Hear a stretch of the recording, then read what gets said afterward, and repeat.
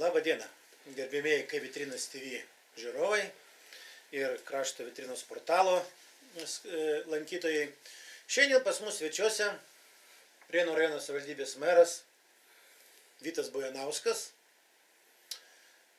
ir su kuriuo mes pakalbėsim trupučiuką apie praeitus metus, o dabar besibaigiančius metus, kokie jie buvo, kas pavyko, kas nepavyko, ir aišku, trupučiuką apie ateitį. Tai pirmas klausimas būtų toks, ponė merė, kaip jūs vertinate 2012 metus?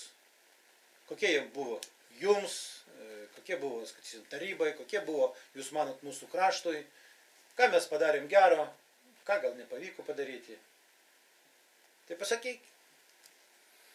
Daug kas gal ir pavyko, gal kas daug ir nepavyko padaryti per šios metus, bet metai buvo labai sunkus ir finansiškai jie sunkus dėl sumažinto biudžeto. Aišku, jūs kaip žinote, kad savivaldybės biudžetas buvo sumažintas 4 milijonais, tai kaip tik tų mums 4 milijonų ir trūksta. Jeigu dar būtų galimybė kažkaip tai tos 4 milijonus ir gauti dar šiais metais, tai beveik išeitume be skolų. Aišku, buvo ieškota visokių galimybių, kaip sumažinti tas išlaidas. Ir buvo atsisakyta nebūtinų paslaugų. Buvo dalis nevykdoma anksčiau planuotų projektų. Aišku, išaugo savivaldybės skola. Bet ką, įskolinimai turėjo būti savivaldybės įstaigoms, kadangi biudžetas buvo sumažintas. Bet aišku, 12 metai buvo ir gyvendinta kai kurių projektų ir darbų atliktų. Jeigu juos taip pavardinant, tai, kaip visi žinot, pavyko visgi pagaliau savivaldybės nusavim perimti Reunos viešbutį, kuriame bus įkurtas turizmo centras informacijos. O, jau yra toks sprendimas priimtas? Taip galvojame tai padaryti. Gal ten persikels ir mūsų Zaksas, gal daugiau ten kažkokių įstaigų bus, gal planuojama yra.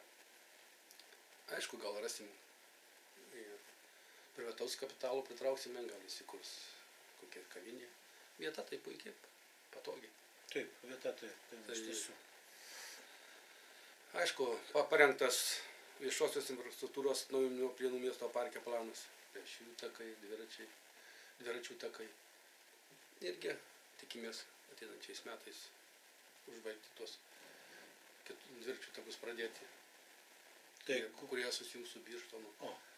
Ir nuo Birštono jie tęsiasi link Alytaus, tai iki tos Alytaus apžvalgos aikštelės tikriausiai tai bus. Visi puikiai žinoma, kad pas mus sutvarkytas teniso aikštynas, ten įrengta futbolo aikštė, prie tos aikštės dar liko vietos ir galvojame, kad ten įrengti ir planuojame tokią žiemą čiuožyklą. Pradėjome ją įrenginėti, bet žiema mus pavedė. Ir tai išnyko. Taip pat 12 metais buvo sutvarkytas Prienų miesto Brunzos ir Kęstučio gatvės, pakeista asfalto danga, sutvarkyti šaligatviai, apšvietimas. Aišku, skaudi viena, gal buvo rajone toks įvykis, tai rajono mokyklų tinklo pertvarka. Bet aišku, optimizavus mokyklų tinklą buvo sutaupyta biudžeto lėšų, kaip žinote, mokyklų šildymui, aplinkos tvarkymui ir panašiai. Dar vienas gera naujiena, tai buvo gautos lėšos biokaterinės statybai. Šiuo metu vyksta darbų konkursai ir manau, kad vis tiek atsiras statytojas, kuris imsis atsakomybės rekonstruoti tą mūsų seną katilinę ir ko pasakoja sumažės miesto ir tame tarpe rajono gyventojams sumažės šildymo kaštai. Gal galima tikėtis, kad kitas sezonas žiemos jau pasitiksime su mažesnėm kainom? Dedam visas pastangas, kad tai būtų. Bet kiek jums yra žinoma, kai įvyko jau vienas konkursėlis, laimėtojas neatsirado, kadangi nepateikė tam tikrų reikalingų duomenų ir dabar konkursas apskųstas yra, bet manau, kad jis bus vykdomas toliau. Ir kainos tai tikrai turėtų sumažėti. Planuojama sumažinti ir gal ir vandens kainas. Bet, žinot, planai yra planais, o įgyvendinimas yra įgyvendinimu. Ne vien nuo savivaldybės tarybos narių ar vadovų dirbančių administracijoje, tai priklauso. Tai priklauso daugumą faktorių, tai trukdo tai padaryti. Taip, kaip puikiai žinote, turbūt irgi girdėjote, kad buvo gautos lėšos ir socialiniam būstam įsigyti. Tai leido pagerinti sąlygas. Buvo nupirkta 6 butai.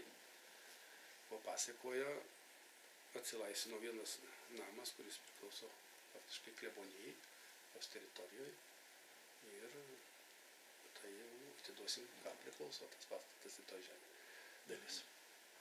Tai taip.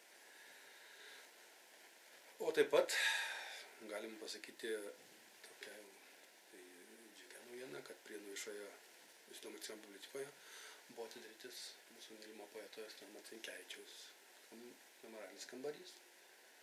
Tai čia labai ačiū ir Justino Marcinkevičiaus šeimai, kad sutiko, padovanojo mums tą kambarį. Tai čia tik tai grynai jų dėka. Supratau. Merė, pasakykit, jūs kaip ir visiems rajono žmonėms, jūs esat meras, rajono vadovas.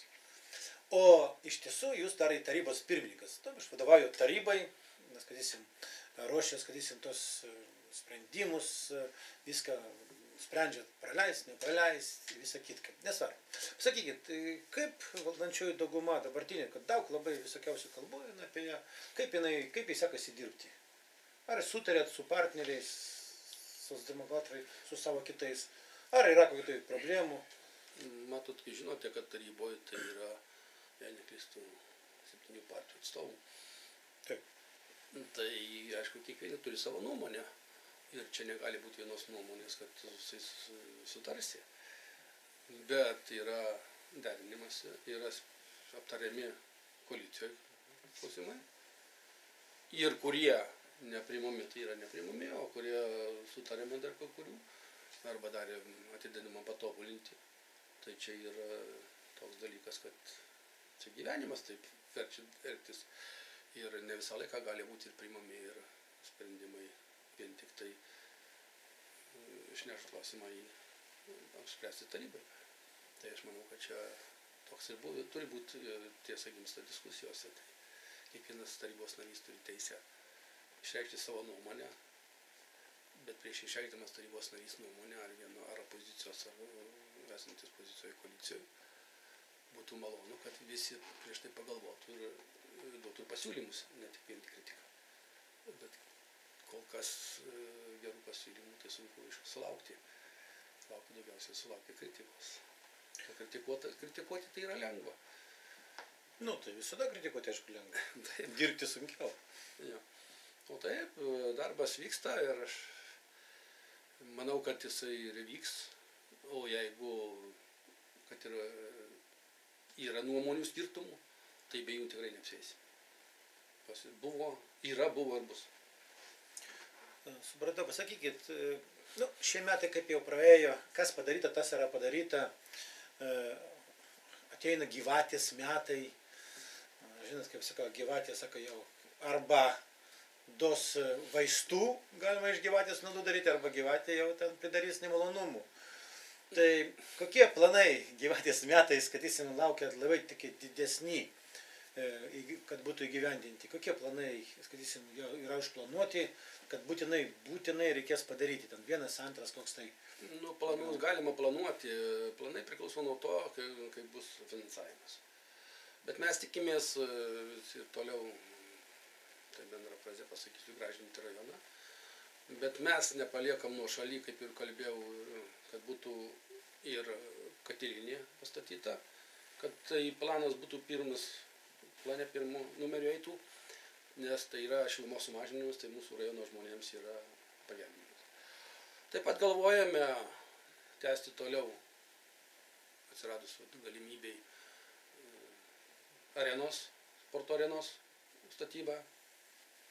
Tęsinį, taip, nu, vadinkim tai antru etapu. Supratau. Ir ką tada planuojam daryti? Ir statyti antrą etapą pagal tai, kas suplanuota.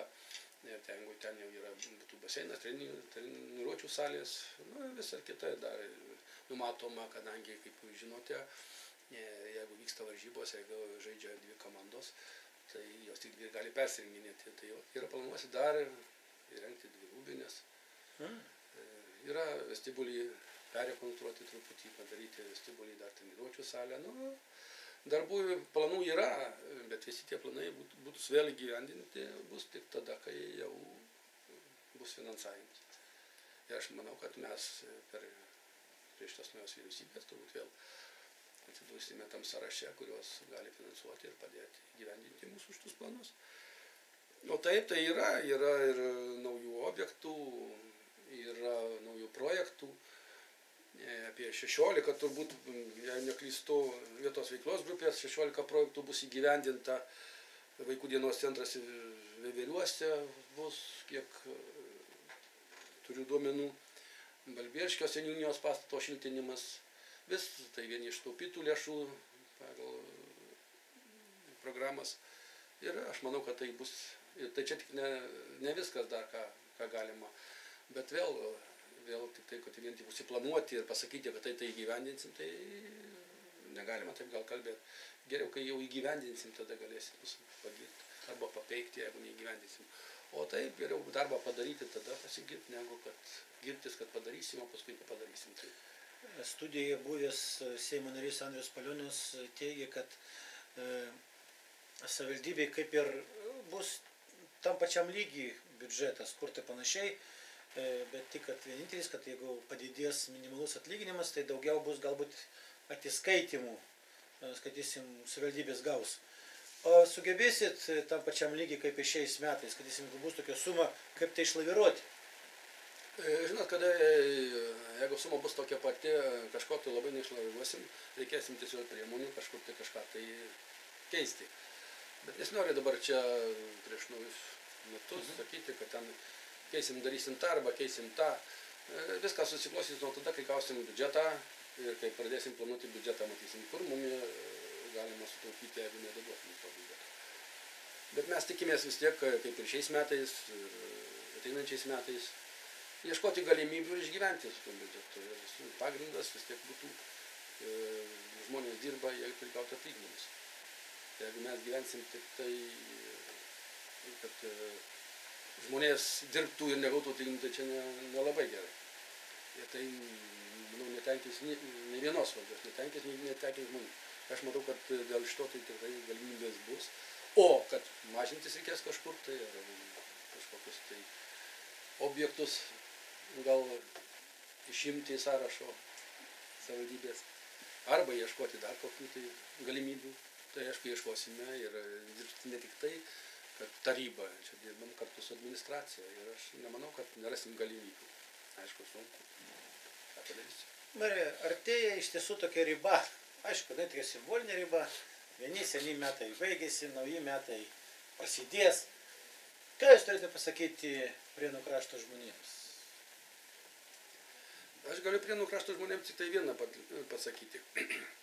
Kad jeigu mes kartu, ne tik taryba, neatskirai administracija, neatskirai Prienų krašto žmonės, jeigu mes kartu matysim tuos mūsų esamus trūkumus, matysim galimybės, kur galima paimti ir pagerinti mūsų, taip vadinkim, krašto gyvenimą, pagražinti, tai labai būtų malonu, kad ir žmonės irgi dasidėtų prie to ir ateitų su pasiūlymais, o ne vien tik tai, kaip sakiau, su kritika. Mes laukime ir pasiūlymų. Yra visokių variantų ir žino ir žmonės, tai mes negalim, daleiskim, visko žinoti. Bet labai malonu, kai žmonės ateina su pasiūlymais, mūsų gyventojai ateina su pasiūlymais ir sako, ar galima vieną ar kitą keisti. Ir vadovaujantis mūsų vyriausybės priimtais nutarimais, tiek vadovaujantis Seimo priimtais įstatymais, galima ir reikia ieškoti galimybių. Kaip mums gražinti savo miestą?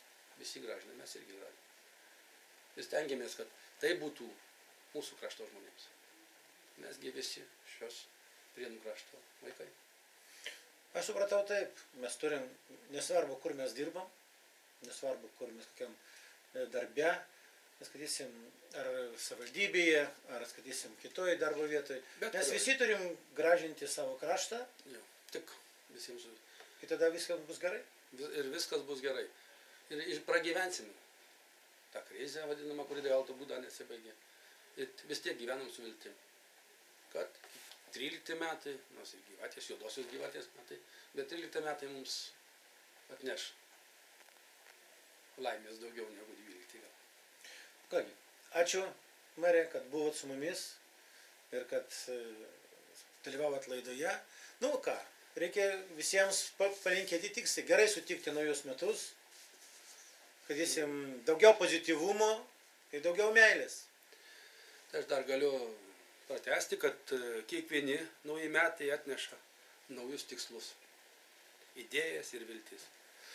Ir sveikindamas jūs su šventom kalėdom ir naujaisiais metais 13, linkiu vis tai įgyvendinti. Tegul jūsų dienos būna užimtos įdomių darbų, įkvepiančiais dalykais ir prabėga tarp žmonių, gebančių nuoširdžiai mylėti. Tegul jūsų širdys būna kupinos gėrio ir ramybės. Jūsų namai pilnatvės ir jaukumo. Jūsų gyvenimas įsipildymo ir prasmės. Su naujaisiais metais ateinčiais. Nežinau.